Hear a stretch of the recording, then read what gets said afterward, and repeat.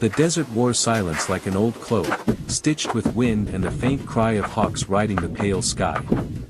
Elias Boone rode slow across the open stretch, his hat tugged low, the weight of a man who had no reason to hurry. His horse was his only companion, a rangy bay that had carried him through too many miles of dust, too many towns that gave him no reason to linger. The world behind him was littered with places he'd been forgotten, and the world ahead promised the same. He had grown used to it. Solitude was a man's last refuge when shame rode too close at his back. He felt the land breathing, the desert always alive beneath its stillness. He trusted it more than he trusted men. Yet that morning, the wind carried something unusual, a thin sound, almost lost to the emptiness. It wasn't the cry of a hawk or the yip of a coyote. It was human, brittle and small, like a thread pulling him off the trail. He slowed the horse, listening, head tilted. There it was again, faint, a broken cry carried from a shallow arroyo to his left. The bay snorted, uneasy. Elias pulled the reins and nudged forward, the sun already carving heat into his shoulders. He rode down the sandy slope and saw her. At first he thought she was a shadow, some heap of cloth caught against a rock. But then she moved, and the world shifted. A woman, Apache by the look of her, lay half-curled in the dirt, her skin glistening with sweat, dark hair tangled across her face. Her dress was torn, and blood seeped from a wound near her side, staining the ground. One hand still clutched a knife, though it trembled like a leaf in a storm.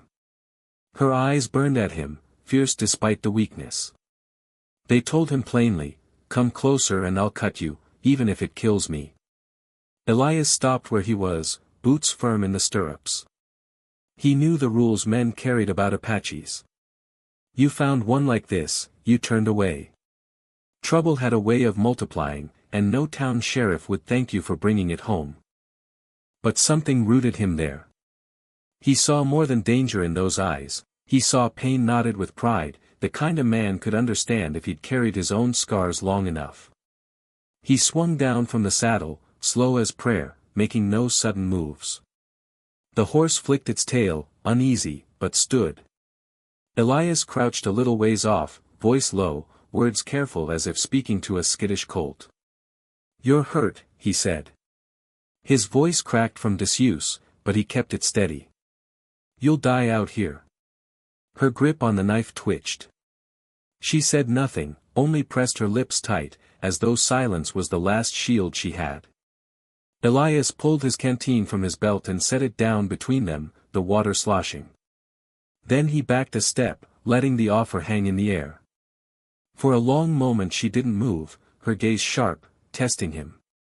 Finally, with a trembling hand, she snatched the canteen and drank.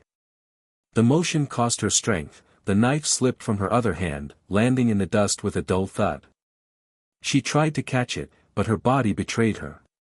She sagged against the rock, breathing heavy. Elias felt something shift in his chest, something that had been buried. He saw not an enemy, but a soul at the edge of breaking. He reached slowly, not for the knife but for the wound at her side.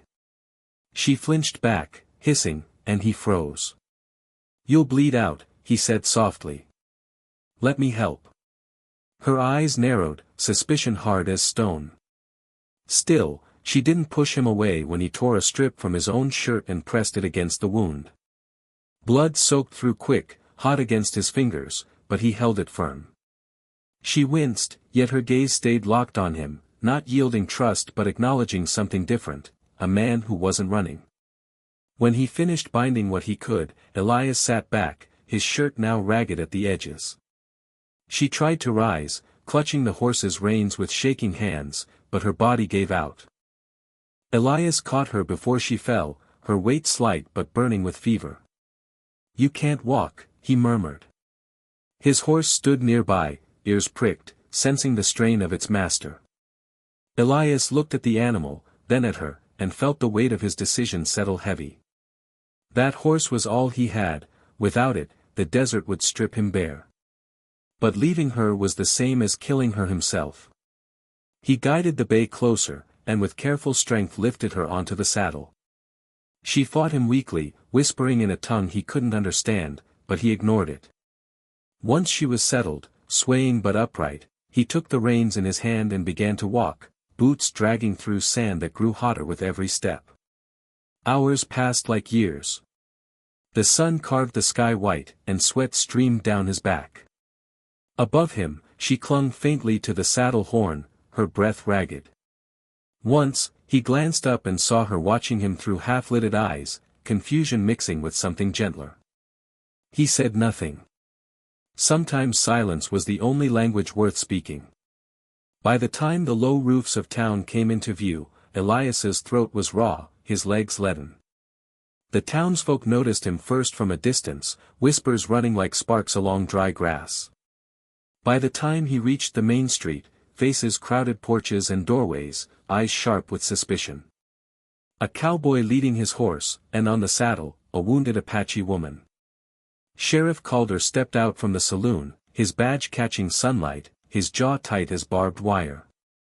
He spat in the dust, looking Elias up and down. "What in God's name do you think you're dragging into my town?" Elias stood still, the woman slumped on the horse above him. He met the sheriff's stare, said nothing. Calder's lip curled. "You've doomed us, Boone. You think they won't come looking? You think her kin won't bring fire on us all? We'll be dead before harvest." The crowd murmured, fear thickening the air. Mothers pulled children close, men muttered curses.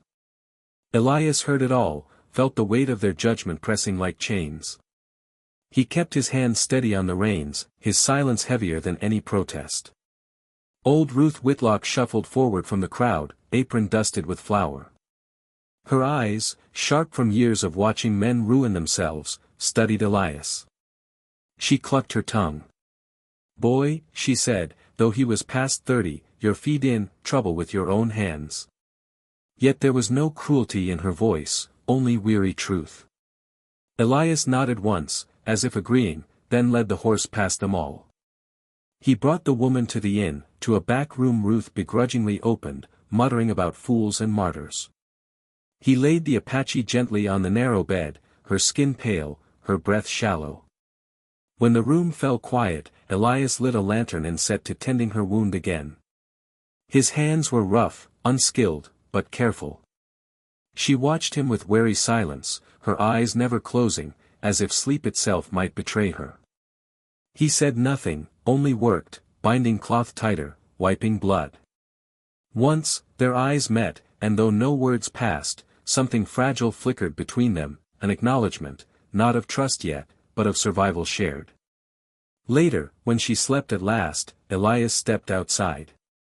The night was still, the town hushed. He leaned against the porch post, staring out into the desert. The horizon was black, vast and endless. Yet as he watched, he saw it, faint glimmers far off, like stars fallen to earth. Torches, moving together, too many to count. The sound came next, distant, rolling like thunder, the drumbeat of hooves shaking the earth. Elias's stomach tightened. He knew what was coming. 70 riders, painted for war, sweeping toward the town like a tide. He stood there in the silence, the lantern glow at his back, the night alive with the promise of reckoning. And though the fear coiled deep in his chest, he didn't move. The ground trembled as if the desert itself had stirred awake. Elias Boone stood on the inn porch, hands resting loose at his sides, eyes fixed on the horizon where firelight moved like a tide of stars swept into formation. The torches grew brighter with each heartbeat, their glow rising above the dust churned by hooves. 70 riders, armed and painted, sweeping toward the town in silence so complete it pressed against the chest. Behind Elias, doors slammed shut, shutters latched, and whispered prayers leaked through cracks in the wood. The town had turned into a throat holding its breath. Inside, Nayeli stirred. The faint creak of the bed reached Elias's ears, followed by the scrape of her trying to rise. He stepped back into the dim room and found her braced against the wall, sweat slicking her brow. Her wound was bound, but weakness still clung to her limbs. She had pulled herself upright anyway, refusing to meet the warriors as something helpless.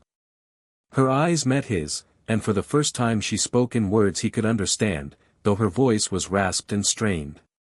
"They come for me." Elias nodded once. He didn't ask if they came for revenge or rescue. Both were possible, and the desert made no promises. He only moved to her side, steadying her arm as she limped toward the door. When they stepped onto the porch, the riders were nearly upon the town. Dust rose thick as smoke, torches flaring in the haze. Sheriff Calder stood in the street with a knot of men, rifles cocked, their faces pale under their hats. "Stay back," he barked at Elias. "You'll get her inside. Don't give them reason." But Elias didn't move. His hand remained light against Nayeli's elbow, not as possession, but as quiet support. The sheriff spat in disgust, muttering curses. The warriors reined in at the edge of town, the thunder of hooves breaking into stillness that seemed sharper than any gunshot. 70 dark silhouettes filled the night, their horses snorting, their faces painted in the glow of fire. The leader rode forward, tall in the saddle, his gaze burning through the smoke. He studied Elias, then the woman swaying at his side. Nayeli stepped forward before Elias could steady her. Though her legs trembled, her chin lifted with pride, her voice carrying strong when she spoke in her own tongue. The words rolled sharp, slicing through the silence.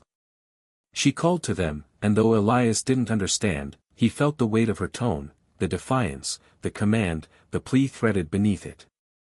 The leader dismounted, slow, deliberate. He crossed the dust between them, each step echoing in the hollow stillness. Calder's men shifted, rifles rising, fingers tightening on triggers. Elias raised his hand in warning. "Hold," he said quietly. His voice was calm, but it carried. Somehow, they obeyed. The leader stopped before Nayeli, his shadow long against the torchlight. He reached out, touched the bloodied cloth at her side, then looked to Elias. Silence stretched between them, thick as rope. Then the Apache's hand dropped to his belt, not for a weapon, but for something else. He drew a carved piece of wood, polished smooth, and placed it at Elias's feet. A gift. An honor. Gasps rippled through the crowd. Sheriff Calder's curse caught in his throat. The leader turned and gestured. One by one, the warriors dismounted, each laying something down, pelts, gourds of water, beaded tokens of worth. The dust filled with offerings until the ground shimmered with them. The sheriff muttered, "What in?" but his voice failed. Fear turned to awe as the truth spread like fire through dry grass. These were not gifts for Nayeli. They were for Elias. The cowboy who had given away his horse, his only wealth, for a woman who was not his kin. Nayeli looked at him then, her eyes soft in the torchlight. She said nothing, but her silence was no longer a wall. It was a bridge. The leader spoke again, low and resonant, and though Elias caught no words, he understood the weight of gratitude. The warriors mounted once more, their torches wheeling like stars breaking into constellation. They turned not against the town but away, fading into the desert as suddenly as they had come. The silence left behind was immense. The townsfolk remained frozen, rifles limp in their hands, breath shallow. Calder stared at Elias as though the man had grown wings. He spat again, but the sound carried no strength. "You fool," he muttered, though his voice trembled with something closer to envy than anger. Elias bent and picked up the carved wood at his feet. It was smooth, warm from the hand that had held it, the surface etched with lines that told a story he could not read. He felt its weight in his palm, not heavy, but grounding, as if it tethered him to something larger than himself. Behind him, Ruth Whitlock's voice cracked the silence. "Well, Boone," she said softly, "seems the desert's got a longer memory than men do." The crowd began to disperse, slowly, murmuring in voices tinged with wonder. Calder stomped back toward the saloon, shoulders stiff, pride cracked but not broken. The night thinned, leaving Elias and Nayeli alone again on the porch, the offerings gleaming faint under the starlight. She sank back onto the step, her strength drained, yet her eyes remained bright. Elias lowered himself beside her, the carved token still in his hand. They didn't speak. The desert didn't need words to seal what had been given. After a while, her voice came quiet, fragile yet steady. "Why did you do it?" He stared into the dark where the riders had vanished, the air still quivering from their passage. For a long moment, he said nothing. Then, in the same slow way he lived, he answered. "Because no one did it for me." Her gaze lingered on him, a softness passing there that he couldn't meet for long. He looked instead at the horizon, at the black line where earth met sky. Somewhere out there, the warriors carried their fire. Somewhere out there, the story of Elias Boone was being told in another tongue, remembered by voices he would never hear.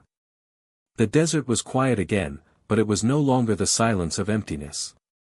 It was the silence of something settled, something carried forward. Elias felt the shame that had haunted him loosen its grip, replaced by a stillness he hadn't known in years. He had given away his horse, the one thing tethering him to life, and in return he had been given something larger, dignity, respect, the echo of kinship. It was more than he had ever expected to hold. Nayeli leaned against the post beside him, eyes half closed but watchful. For the first time, she allowed her body to rest near his, no longer guarded, no longer holding the knife between them. The gesture was quiet, almost invisible, but Elias felt it. Trust was not spoken, it was given in the weight of a shoulder, the space between breaths. The night pressed cool against them, the town settling into uneasy sleep. But Elias knew the world had shifted. He was no longer the man who rode alone with nothing but a horse. He was something else now, something the desert itself had witnessed. And as the stars deepened overhead, he understood, sometimes the smallest act, a hand offered, a horse given, was enough to turn enemies into kin and silence into song. The desert would not forget. And neither would he.